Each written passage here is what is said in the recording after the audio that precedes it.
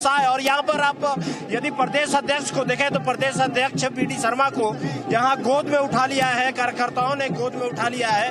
और ये उत्साह यहाँ पर जो देखने को मिल रहा है पूरे पार्टी कार्यालय में, जिस तरीके के नतीजे सामने आए हैं, ज्यादा उत्साह यहाँ कार्यकर्ताओं के बीच में देखने को मिल रहा है। कार्यकर्ता काफी ज्यादा यहाँ पर यहाँ पर चुनाव के नतीजों को लेकर के पटाखे फोड़े जा रहे हैं। दिवाली के तरीके से कहा जाए तो एक जश्न यहाँ पर देखने को मिल रहा है। कार्यकर्ता सबसे ज्यादा यदि कहा जाए तो कार्यकर्ता इन यहाँ पर उत्साह, और चारों तरफ से कार्यकर्ता यहाँ पर भाजपा कार्यालय में पहुंचना शुरू हो चुके हैं। मिठाइयाँ यहाँ पर बांटी जा रही है, उसके साथ ही साथ ढोल नगाड़े के साथ यहाँ पर पहुंचे हुए हैं और यहाँ पर डांस जश्न का माहौल है। राधा मोहन जी, मुख्यमंत्री कौन होगा मध्य प्रदेश में? राधा मोहन जी से ऐसा सवाल राधा मोहन जी से आप पूछ रही हो कि उनकी नौकरी खतरे में आ जाएगी। मुख्यमंत्री राधा मोहन जी तो कब तक नहीं बनेंगे? पूछ लेते हैं। संगीत रागी जी बताइए, मुख्यमंत्री कौन आपके हिसाब से? आपकी पसंद कौन है यही बता दीजिए। मुझे पता है पार्टी में तो आपकी चलनी नहीं है कुछ। देखिए, हमारी तो ऐसे भी नहीं, हमारी पसंद और नापसंद का तो कोई मामला नहीं। हम तो यहाँ विश्लेषण करने के लिए आए हैं और विश्लेषण में मुझे ऐसा लगता है कि भारतीय जनता पार्टी खास करके मध्य प्रदेश को लेकर के मुझे लगता है कि कोई विशेष प्रयोग करना नहीं चाहेगी, खास करके 2024 के लोकसभा चुनाव तक। और उसके बाद मुझे लगता है कि जरूर वहां पर कोई न कोई प्रयोग भारतीय जनता पार्टी करना चाहेगी। आगे का नया नेतृत्व देखिए, 4 चेहरे इस समय हम दिखा रहे हैं। शिवराज सिंह चौहान, प्रहलाद सिंह पटेल, कैलाश विजयवर्गीय, नरेंद्र सिंह तोमर। बोलिए आप मोहिंदर जी। देखिए, वैसे तो मैडम ये मामला बीजेपी का अपना है, लेकिन कुछ बातें मैं जरूर कहना चाहूँगा। ये इलेक्शन के रिजल्ट बताते हैं कि मुद्दे अगर सही भी हों और तरीके से ना उठाए जाएं तो पब्लिक पे असर नहीं पड़ता। प्रधानमंत्री दिमनी से नरेंद्र सिंह तोमर 13,000 से ज्यादा वोटों से आगे चल रहे हैं और नरेंद्र सिंह तोमर पिछड़ रहे थे, लेकिन अब और दिमनी सीट आप दीपक जी कह रहे थे कि टफ सीट है। 13,568 वोटों से नरेंद्र सिंह तोमर केंद्रीय मंत्री। अब तो मुझे लगता है कि ये जीत लगभग निर्णायक होती जा रही है। बोलिए, अपनी बात पूरी कीजिए। जी हाँ, मैं जो कहना चाहता था कि मुद्दे कितने ही बढ़िया क्यों ना हो, अगर तरीके से उठाए न जाए, उनको बताने वाला अगर पब्लिक को कनेक्ट नहीं कर पाता तो वो मुद्दे फिर प्रभावी नहीं रहते। बेरोजगारी रही, चाहे महिलाओं के प्रति अपराध रहे, चाहे बेरोजगारी रही, उनको मुद्दों को कांग्रेस जो है तरीके से पब्लिक तक नहीं पहुंचा पाई। और निसंदेह प्रधानमंत्री जो हमारे हैं माननीय, वो बहुत ही बढ़िया कम्युनिकेटर हैं।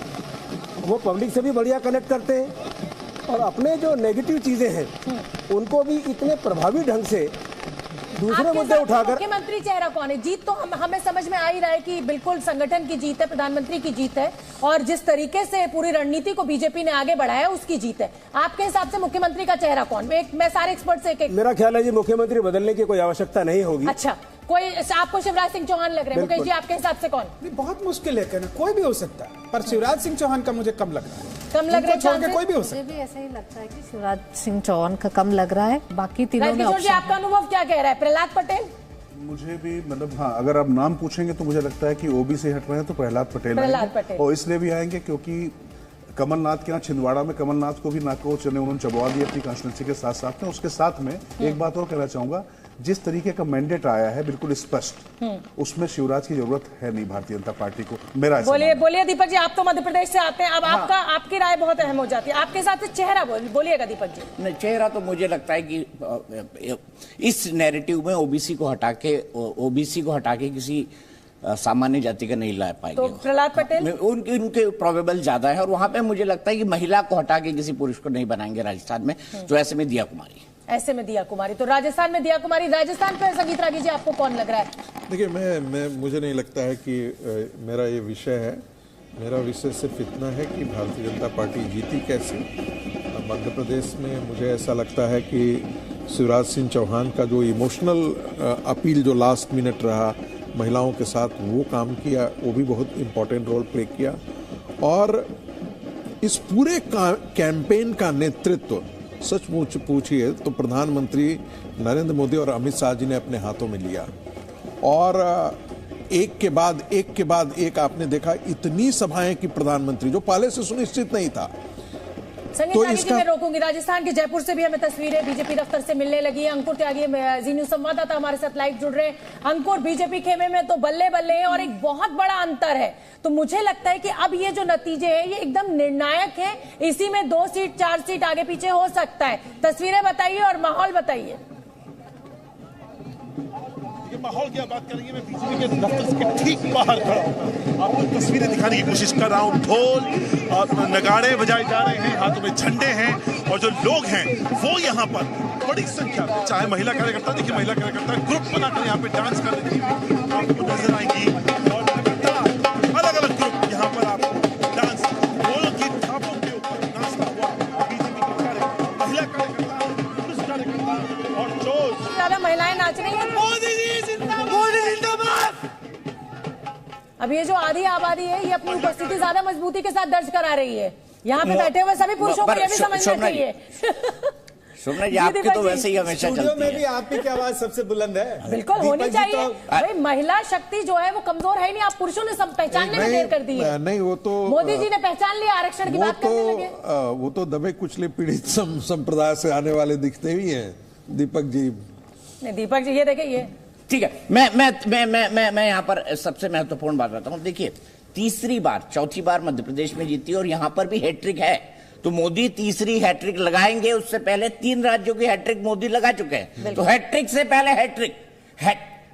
चलिए सीधे चलते हैं, रमन सिंह से बात करें, हमारे सहयोगी। मैं धन्यवाद देना चाहूंगा अभी तक के 11:30 बजे तक के रुझान के लिए छत्तीसगढ़ की जनता को, कि जिन्होंने भारतीय जनता पार्टी के ऊपर भरोसा किया, सभी मतदाता भाइयों को बहुत बहुत धन्यवाद दूंगा। केंद्रीय नेतृत्व को धन्यवाद दूंगा।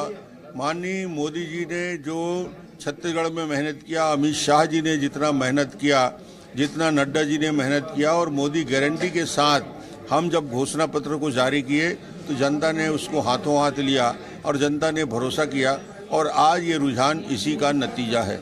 आप पिछली बार 15 सीट पे थे, आप चुनाव आने से थोड़ा टाइम पहले तक भी बैकफुट पे थे। अचानक ऐसा क्या गेम चेंजर किया, ऐसा क्या गियर लगाया आपने कि अचानक आगे निकल गए? मतलब क्या किया आपने? देखिए, भारतीय जनता पार्टी ने कार्य योजना बना के काम किया, और हमने छत्तीसगढ़ के महिलाओं के लिए, युवकों के लिए, छत्तीसगढ़ के किसानों के लिए कार्य योजना बनाई, और छत्तीसगढ़ में घोषणा पत्र तैयार किया पूरी मेहनत के साथ। और जो झूठे वादे इन्होंने किया था, उस झूठे वादे के सामने एक मोदी गारंटी लेकर हम सामने आए, और जनता ने उसका भरोसा किया, और उसका क्रियान्वयन हम तुरंत करेंगे। कहीं ऐसा तो नहीं है जो भूपेश बघेल कह रहे थे कि केंद्र सरकार ने ईडी सीबीआई पीछे छोड़ दी है, वो लगी पड़ी है, वही हराएगी? जनता के वोट देने की ताकत, जनता को खरीदने के लिए कितना प्रयास हुआ। राजनांदगांव में आखिरी रात में करोड़ों रुपए, 20 करोड़ बांट दिए गए, और मुझे कहा जाता था कि राजनांदगांव हार जाएगा। मैं जानता था कि राजनांदगांव की जनता को, वोटों को पैसे से नहीं खरीदा जा सकता भाई, किसी छत्तीसगढ़ की जनता को नहीं खरीदा जा सकता, और छत्तीसगढ़ की जनता ने दिखा दिया कि उनको खरीदा नहीं जा सकता, चाहे कितने करोड़ खर्च कर। इतने बड़े कॉस्टली चुनाव लड़ने के बाद ये हश्र हुआ इनका। आपने जो घोषणाएं की है, जिसमें 12,000 रुपये हर साल महिलाओं को देने के लिए, 1 लाख नौकरियां भी हैं, 500 रुपये में सिलेंडर आप देंगे, तो आपको क्या लगता है कि कौन सी ऐसी एक घोषणा है जिसने आपका पूरा एकदम से गियर चेंज कर दिया? नहीं, हमने महिलाओं के लिए 12,000, और सबसे बड़ी बात किसानों को धान खरीदी के लिए हमने जो वादा किया 3100 रुपया और 21 क्विंटल धान खरीदी की बात, उसका बहुत बड़ा असर हुआ, और 2 साल का बोनस। अच्छा, इसके अलावा क्योंकि आप उपाध्यक्ष भी हैं भारतीय जनता पार्टी, निबंध लिखते थे। एमपी चुनाव का सिंधिया फैक्टर क्या है? ग्वालियर की सभी 6 सीटों पर बीजेपी आगे। देखिए बहल का चमत्कार, डबरा से बीजेपी की इमरती देवी जीत रही हैं। डबरा में क्या था? डबरा में जो है वो पिछला चुनाव अपना बाई इलेक्शन इमरती देवी हार गई थी, सिंधिया की समर्थक थी, मंत्री बनी थी, लेकिन उसके बाद चुनाव हार गई थी।